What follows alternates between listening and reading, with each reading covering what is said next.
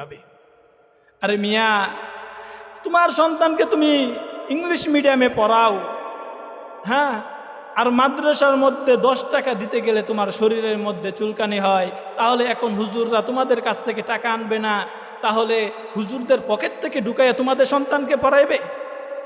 তোমার একটা সন্তান যখন তুমি ইংলিশ মিডিয়ামের মধ্যে পড়াও, তখন একটা ইংলিশ স্যার রাখার জন্য কমপক্ষে 3000 টাকা লাগে। তাহলে হিসাব করো, একটা ক্লাসের মধ্যে তো একটা কিতাব থাকে না, অনেক ধরনের কিতাব থাকে, বাংলা থাকে, অঙ্ক থাকে, ইংরেজি থাকে। যদি প্রতিটা অধ্যায়ের জন্য, যদি প্রতিটা কিতাবের জন্য যদি 3000 টাকা করে দেওয়া হয়, তাহলে তার দেখা যাচ্ছে তার 12টা বই যদি থাকে তাহলে অনেক টাকা আসতেছে। আবার স্কুলের মধ্যে টাকা দিতে হইতেছে, স্যারকে টাকা দিতে হইতেছে না? তাহলে মাদ্রাসার মধ্যে যখন তুমি ভর্তি করাতে যাও, যখন হুজুররা বলে 2000 টাকা 3000 টাকা, তখন তোমার শরীরের মধ্যে এত চুলকানি ওঠে কেন?